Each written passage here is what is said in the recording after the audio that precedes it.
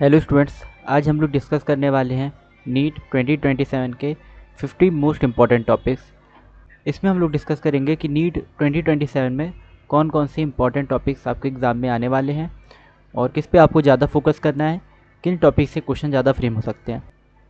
अक्सर बच्चे नीट के पूरे सिलेबस को कवर करने में बहुत ज़्यादा टाइम वेस्ट कर देते हैं, जिससे उनके जो इम्पोर्टेंट टॉपिक्स हैं उस पर वो ज़्यादा फोकस नहीं कर पाते और नीट में अच्छे नंबर या नीट में अच्छी रैंक नहीं ला पाते हैं। तो इस लेक्चर में, इस डिस्कशन में हम लोग ये देखेंगे कि कौन कौन से नीट के पर्सपेक्टिव से कौन कौन से टॉपिक ज़्यादा इंपॉर्टेंट है और किसके बारे में आप किस टॉपिक पे आपको ज़्यादा फोकस करना है, जिससे कि आपकी अच्छे से अच्छी रैंक आ सके, अच्छे से अच्छे नंबर आ सके। तो अगर आपने अभी तक वीडियो को लाइक नहीं किया तो वीडियो को लाइक ज़रूर कीजिए और चैनल को सब्सक्राइब जरूर कीजिएगा और ज़्यादा से ज़्यादा लोग को ये वीडियो शेयर कीजिए, जिससे जो भी लोग अभी तक हमारे साथ इस लेक्चर में नहीं जुड़े हैं वो भी हमारे साथ इस लेक्चर में, इस डिस्कशन में जुड़ जाएँ। तो अब हम लोग स्टार्ट करते हैं अपना ये टॉपिक कि हमारे कौन कौन से जो है टॉपिक्स इंपॉर्टेंट रहने वाले नीट के लिए, नीट 2027 के लिए। तो यहाँ पे अगर हम लोग बात करें तो जो हाई वेटेज टॉपिक हैं वो ज़्यादातर आपके बायोलॉजी की बात करें तो ह्यूमन फिजियोलॉजी, जेनेटिक्स और इवोल्यूशन, और अगर केमिस्ट्री की बात करें तो ऑर्गेनिक केमिस्ट्री से रहते हैं। अभी यहाँ पे हम लोग बात करेंगे कि बायोलॉजी, फिजिक्स और केमिस्ट्री में कौन कौन से इंपॉर्टेंट टॉपिक है जिस पे आपको ज़्यादा फोकस करना है। ठीक है, यहाँ पे आपको 50 इंपॉर्टेंट टॉपिक्स दिए हुए हैं। ठीक है, और इसमें से भी आपको बताया जाएगा कौन से टॉपिक ज़्यादा इंपॉर्टेंट है। और इन टॉपिक्स पे जब आप फोकस करेंगे, चैप्टर्स पे जब फोकस करेंगे तो उससे क्या होगा, और इसके ज़्यादा से ज़्यादा क्वेश्चंस लगाएंगे, ज़्यादा से ज़्यादा प्रैक्टिस करेंगे, इसके हम लोग वन शॉट भी लेके आएंगे और इसके इन चैप्टर्स, जो इंपॉर्टेंट चैप्टर्स हैं उसके MCQs वगैरह जो होते हैं, तो मॉक टेस्ट होते हैं, उसके उसके मॉक टेस्ट के भी सीरीज़ लेके आएंगे, जिससे कि आपका जो है नीट में 2027 में आप ज़्यादा से ज़्यादा नंबर ला सके, अच्छी से अच्छी रैंक ला सकें। तो यहाँ पे हम लोग अभी बात कर रहे हैं बायोलॉजी की। बायोलॉजी में 2 सेक्शन होता है, बॉटनी और जूलॉजी। तो इसमें आपकी ह्यूमन फिजियोलॉजी से बहुत ज़्यादा चांसेस रहते हैं क्वेश्चन फ्रेम होने के। ह्यूमन फिजियोलॉजी में breathing, body fluid, excretion, locomotion, neural chemical control, coordination आता है। इसमें सबसे ज़्यादा चांसेस जो रहते हैं वो बॉडी फ्लूइड और न्यूरल और केमिकल कोऑर्डिनेशन से ज़्यादा क्वेश्चन फ्रेम होते हैं। तो आपको ज़्यादा फोकस किस पे करना है, बॉडी फ्लूइड पे और न्यूरल और केमिकल कंट्रोल और कोऑर्डिनेशन पे। इसके बाद जेनेटिक्स और इवोल्यूशन में molecular basis of inheritance, Mendel principle और इवोल्यूशनरी थ्योरीज हैं, जिसमें से मॉलिकुलर बेसिस ऑफ इनहेरिटेंस में ज़्यादा क्वेश्चन फ्रेम होते हैं। इसके बाद है रिप्रोडक्शन, तो ह्यूमन रिप्रोडक्शन, रिप्रोडक्टिव हेल्थ और sexual reproduction in flowering plant. ये 3 आपके चैप्टर बहुत इंपॉर्टेंट होते हैं, जिसमें से आप अगर बात करें तो ह्यूमन रिप्रोडक्शन जो आपका चैप्टर है इसमें से ज़्यादा क्वेश्चन फ्रेम होते हैं। फिर हम बात करते हैं सेल बायोलॉजी की। सेल बायोलॉजी में यहाँ पे सेल साइकिल है, सेल डिवीज़न और cell structure of cell unit है। ये आपके इंपॉर्टेंट टॉपिक हैं, जिसमें सेल साइकिल जो है ये आपका मोस्ट इंपॉर्टेंट टॉपिक, और यहाँ से क्वेश्चन ज़्यादा फ्रेम होते हैं सेल साइकिल से। इसके बाद है आपका इकोलॉजी। इकोलॉजी में इकोसिस्टम है, बायोडाइवर्सिटी, कंजर्वेशन है। इकोसिस्टम से आपके ज़्यादातर क्वेश्चन फ्रेम होते हैं। प्लांट फिजियोलॉजी, प्लांट फिजियोलॉजी में फोटोसिंथेसिस हायर प्लांट और प्लांट रेस्पिरेशन है, जिसमें से फोटोसिंथेसिस में से या डिफरेंट टाइप के फोटोसिंथेसिस आपसे पूछे जाते हैं, तो फोटोसिंथेसिस आपके ज़्यादातर क्वेश्चन फ्रेम होते हैं। तो ये हमने देखा कुछ इंपॉर्टेंट टॉपिक बायोलॉजी में, ह्यूमन फिजियोलॉजी, जेनेटिक्स और evolution, reproduction, cell biology, ecology और प्लांट फिजियोलॉजी में कौन कौन से टॉपिक आपके इंपॉर्टेंट रहने वाले हैं। नेक्स्ट यहाँ पे हम लोग बात करते हैं केमिस्ट्री। तो केमिस्ट्री में organic chemistry, physical chemistry, inorganic chemistry. ठीक है, ये आपके अलग अलग सेक्शन है, जिसमें से ऑर्गेनिक केमिस्ट्री अगर हम बात करें तो इसमें से general organic chemistry, aldehyde, ketone और कार्बोक्सिलिक एसिड। अच्छा, ऑर्गेनिक केमिस्ट्री में बेसिक रूल्स जो होते हैं इस पे से आपके काफ़ी क्वेश्चन फ्रेम होते हैं। एसएन रिएक्शंस जो होती हैं उस पर से क्वेश्चन काफ़ी फ्रेम होते हैं, या रिएक्शन जो मैकेनिज्म होता है तो उस पर ज़्यादा क्वेश्चन फ्रेम होते हैं। फिजिकल केमिस्ट्री की बात करें तो इसमें chemical bonding, molecular structure, chemical और आयनिक इक्विलिब्रियम और थर्मोडायनेमिक्स है। इसमें से आपके केमिकल बॉन्डिंग और केमिकल और आयनिक इक्विलिब्रियम से ज़्यादा क्वेश्चन फ्रेम होते हैं। नेक्स्ट हम लोग बात करते हैं इनऑर्गेनिक केमिस्ट्री। तो इनऑर्गेनिक केमिस्ट्री में कोऑर्डिनेशन कंपाउंड्स और पीरियोडिक टेबल है। इसमें से आपके ज़्यादातर क्वेश्चन जो हैं वो कोऑर्डिनेशन कंपाउंड से रहते हैं। नेक्स्ट यहाँ पे हम लोग बात करने वाले फिजिक्स की। फिजिक्स में है मैकेनिक्स और डायनेमिक्स, तो रोटेशनल मोशन और सिस्टम ऑफ पार्टिकल्स। ठीक है, ये हमारा केमिस्ट्री था। केमिस्ट्री में organic chemistry, physical chemistry, inorganic chemistry. अब हम लोग बात करते हैं फिजिक्स के कौन कौन से टॉपिक आपके लिए इंपॉर्टेंट है। तो मैकेनिक्स और डायनेमिक्स में रोटेशनल मोशन और सिस्टम ऑफ पार्टिकल्स। ठीक है, जिसमें से रोटेशनल मोशन में से क्वेश्चन फ्रेम होते हैं। ज़्यादा डिटेल में आपको ये चीज़ें नहीं पढ़नी है, लेकिन कवर करनी है। ठीक है, तो ये जो फिजिक्स में ये जो टॉपिक है ना रोटेशनल मोशन ऑफ सिस्टम, इसको बहुत डिटेल में नहीं पढ़ना है क्योंकि अब सिलेबस थोड़ा रिड्यूस हो गया है, तो नॉर्मल ऊपर ऊपर से इसको कवर करना है। यहाँ से क्वेश्चन फ्रेम हो सकते हैं। इलेक्ट्रोडायनेमिक में current, electricity, moving charges, magnetism और इलेक्ट्रोस्टैटिक है, जिसमें से करंट, इलेक्ट्रिसिटी और मैग्नेटिज्म में से ज़्यादातर क्वेश्चन आपके फ्रेम होते हैं। ऑप्टिक्स में रे ऑप्टिक्स, ऑप्टिकल इंस्ट्रूमेंट और वेव ऑप्टिक्स, जिसमें से रे ऑप्टिक्स के आपके क्वेश्चन ज़्यादातर फ्रेम होते हैं। मॉडर्न फिजिक्स में सेमीकंडक्टर है, इलेक्ट्रॉनिक और एटम्स और न्यूक्लियाई है, तो इसमें आपके सेमीकंडक्टर्स, एटम्स और न्यूक्लियाई हैं, जिसमें से जो आपका एटम्स और न्यूक्लियाई जो चैप्टर है इसमें से काफ़ी आपके क्वेश्चन कवर होते हुए दिखते हैं। तो यहाँ पे हमने कुछ इंपॉर्टेंट टॉपिक देखे फिजिक्स के, मैकेनिक्स और डायनेमिक्स में से, इलेक्ट्रोडायनेमिक्स में से, ऑप्टिक्स में से और मॉडर्न फिजिक्स में से। तो इस तरह से हम लोग जो इंपॉर्टेंट टॉपिक देखते हैं कि हमें 50 कौन से मोस्ट इंपॉर्टेंट टॉपिक हैं बायोलॉजी में, केमिस्ट्री, जूलॉजी में, केमिस्ट्री और फिजिक्स में, तो वो इस तरह से यहाँ पे 50 इंपॉर्टेंट टॉपिक्स दिए हैं। इनके बारे में अगर आप स्टडी कर लेंगे, इसको अच्छे से आप पढ़ लेंगे, उसके कॉन्सेप्ट अच्छे से रिवाइज कर लेंगे और इसमें जो है इनके MCQs लगा लेंगे, तो आपके अच्छे से अच्छे नंबर आ सकते हैं और रैंक भी आप काफ़ी अच्छे रैंक भी ला सकते हैं। तो नेक्स्ट यहाँ पे हम लोग बात कर रहे हैं टॉप 50 वेटेज। अगर हम लोग सिर्फ बायोलॉजी की जैसे बात करें, ठीक है, तो बायोलॉजी पर अगर हम लोग फोकस करें कि बायोलॉजी में कौन कौन से इंपॉर्टेंट टॉपिक है, तो यहाँ पे आपको बायोलॉजी के भी हाई प्रायोरिटी टॉपिक दिए हुए हैं, ठीक है। तो बायोलॉजी में आप ह्यूमन फिजियोलॉजी, सबसे ज़्यादा प्रायोरिटी ह्यूमन फिजियोलॉजी से ज़्यादा आपके क्वेश्चन आते हैं, और इसमें न्यूरल कंट्रोल और कोऑर्डिनेशन, केमिकल कंट्रोल और इंटीग्रेशन, ठीक है, और बॉडी फ्लूइड और सर्कुलेशन, इन टॉपिक से ज़्यादातर आपके क्वेश्चन फ्रेम होते हैं, ठीक है। वैसे तो आपका क्या है, न्यूरल कंट्रोल कोऑर्डिनेशन है, chemical control coordination, locomotion movement है, एक्सक्रीटरी प्रोडक्ट है, बॉडी फ्लूइड सर्कुलेशन है, breathing and exchange of gases है। तो यहाँ से ह्यूमन फिजियोलॉजी में से जो आपसे ज़्यादा क्वेश्चन नेक्स्ट यहाँ पे हमारा है, तो इसमें हम लोग पढ़ते हैं न्यूरल कंट्रोल कोऑर्डिनेशन में नर्व इम्पल्स, कंडक्शन और रिफ्लेक्स एक्शन। ये टॉपिक्स हैं न्यूरल कंट्रोल और कोऑर्डिनेशन में, जिस पे आपको ज़्यादा फोकस करना है, नर्व इम्पल्स पे, नर्व इम्पल्स, कंडक्शन और रिफ्लेक्स एक्शन, यहाँ से क्वेश्चन ज़्यादातर फ्रेम होते हैं। केमिकल कंट्रोल और इंटीग्रेशन, केमिकल कोऑर्डिनेशन और इंटीग्रेशन से अगर हम लोग बात करें, तो यहाँ पे एंडोक्राइन ग्लैंड्स और मैकेनिज्म ऑफ हार्मोन एक्शन, यहाँ से आपके ज़्यादातर क्वेश्चन फ्रेम होते हैं। एक मिनट, हेलो, ठीक है। नेक्स्ट यहाँ पे अगर हम लोग बात करें लोकोमोशन और मूवमेंट, तो यहाँ पे skeletal muscle contraction, sliding filament theory जो है आपकी, और जॉइंट्स, ठीक है, जॉइंट्स ज़्यादातर क्वेश्चन फ्रेम होते हैं, और स्केलेटल मसल कॉन्ट्रैक्शन जो स्लाइडिंग फिलामेंट थ्योरी है इसमें से ज़्यादातर क्वेश्चन फ्रेम होते हैं। एक्सक्रीटरी प्रोडक्ट की बात करें, एक्सक्रीशन की, तो इसमें आपके यूरिन फॉर्मेशन से, काउंटर करंट मैकेनिज्म से और रेगुलेशन से ज़्यादातर आपके क्वेश्चन फ्रेम होते हैं। बॉडी फ्लूइड और सर्कुलेशन में बात करें, तो कार्डियक साइकिल, ECG इंटरप्रिटेशन और ब्लड ग्रुपिंग, ये आपके इंपॉर्टेंट टॉपिक्स हैं बॉडी फ्लूइड और सर्कुलेशन में।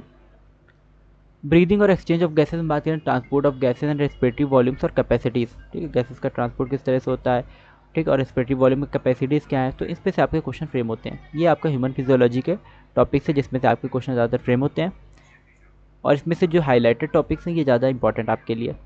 नेक्स्ट यहाँ पे हम लोग बात करते हैं जेनेटिक्स और इवोल्यूशन की, तो इसमें आपके कौन कौन से टॉपिक है, मॉलिक्यूलर बेसिस ऑफ इनहेरिटेंस है, प्रिंसिपल ऑफ इनहेरिटेंस और इवोल्यूशन है। इसमें अगर हम लोग बात करें तो मॉलिक्यूलर बेसिस ऑफ इनहेरिटेंस में काफ़ी क्वेश्चन आपके आते हैं। प्रिंसिपल ऑफ इनहेरिटेंस बात करें तो क्रोमोसोमल डिसऑर्डर से आपके काफ़ी क्वेश्चन फ्रेम होते हैं।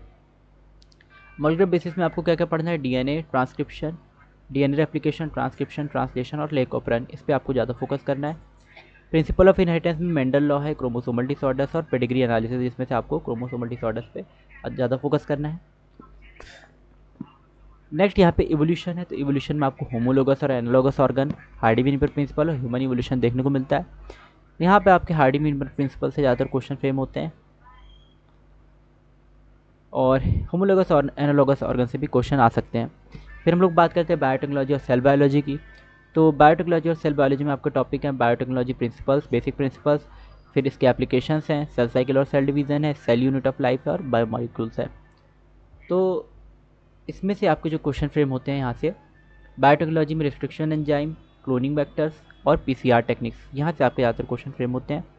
बायोटेक्नोलॉजी से BT कॉटन इंपॉर्टेंट है, RNA इंटरफेरेंस, जीन थेरेपी और इंसुलिन प्रोडक्शन आपका इंपॉर्टेंट है। सेल साइकिल और सेल डिवीज़न में माइटोसिस और प्रोफेज 1 ऑफ मियोफेज, ठीक है, मियोफेज के प्रोफेज 1 ज़्यादा इंपॉर्टेंट है और माइटोसिस भी इंपॉर्टेंट है।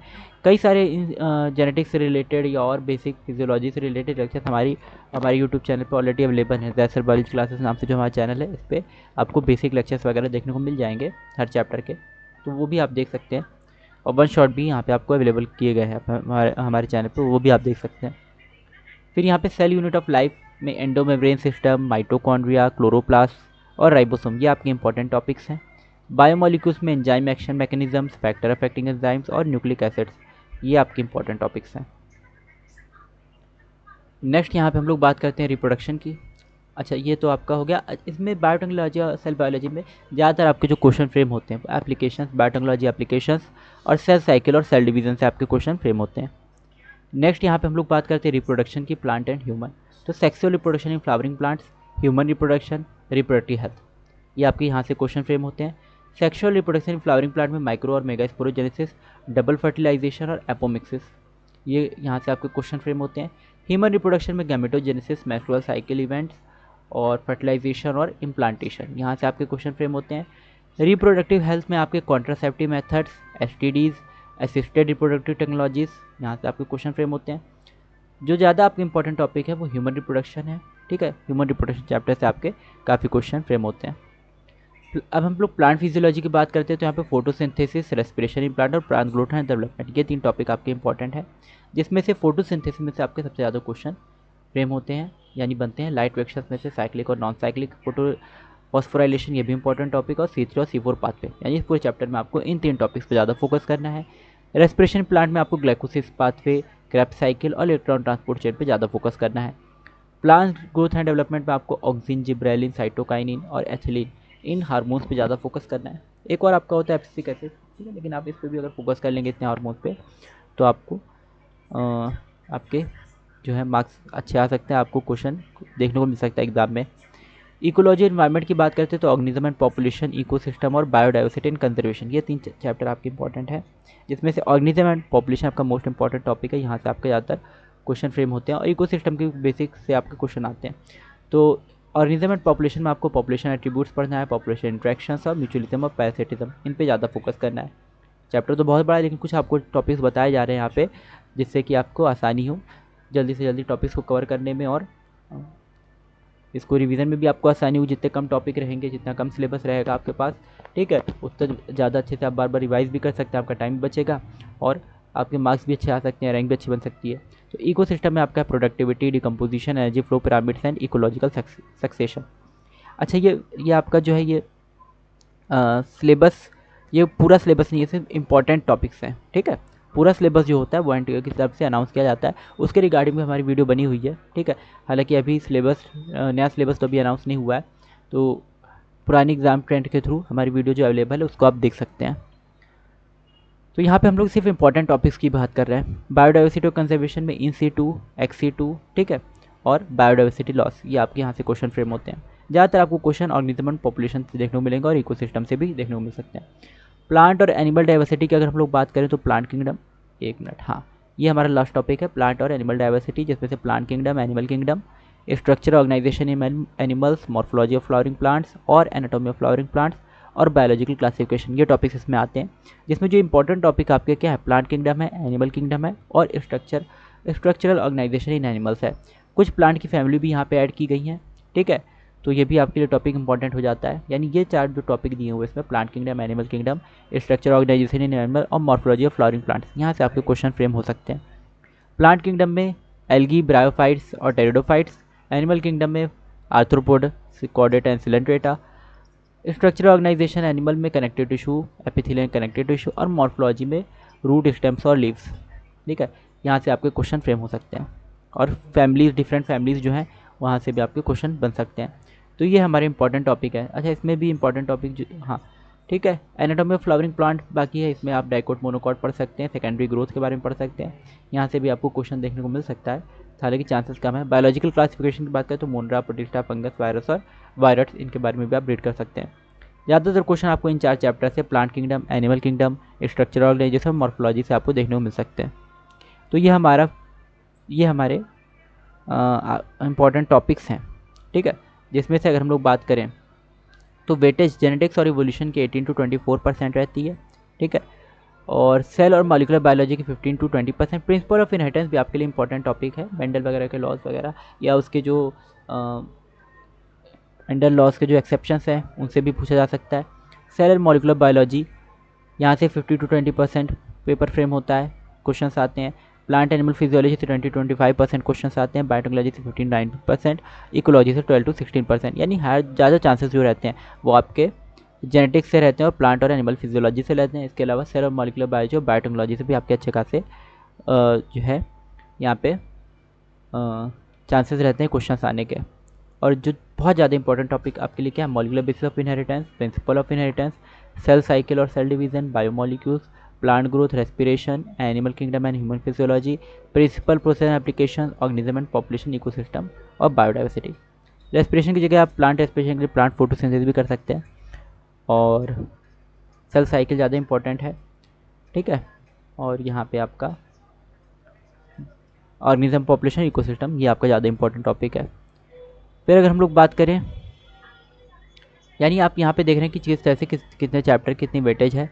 ज़्यादातर क्वेश्चन आपके जेनेटिक्स और इवोल्यूशन से और प्लांट और एनिमल फिजियोलॉजी और बायोटेक्नोलॉजी से रहते हैं, ठीक है। इसके बाद अगर हम लोग स्ट्रेटजी की बात करें तो हम लोग को जेनेटिक्स पे फोकस करना है, बायोटेक्नोलॉजी और एनिमल किंगडम पे बहुत ज़्यादा फोकस करना है। एनसीईआरटी आपको लाइन बाय लाइन पढ़नी है, ठीक है, डायग्राम को इंक्लूड करते हुए, ताकि आप अच्छे से पेपर अटैम्प्ट कर सकें। तो इस जो डिस्कशन ये हमारा था, इसमें हमने डिस्कस किया कि कौन कौन से टॉपिक हमारे इंपॉर्टेंट हैं, और 50 इंपॉर्टेंट टॉपिक्स के बारे में हमने यहाँ पे डिस्कशन किया जो हमारे एग्ज़ाम में नीट 2027 के एग्ज़ाम में आ सकते हैं। और आई होप आपको ये वीडियो अच्छा लगा होगा। वीडियो अच्छा लगा तो वीडियो को लाइक ज़रूर कीजिएगा, चैनल को सब्सक्राइब जरूर कीजिए और ज़्यादा से ज़्यादा लोग को ये वीडियो शेयर कीजिए। Thank you for watching. मिलते हैं अगली वीडियो में।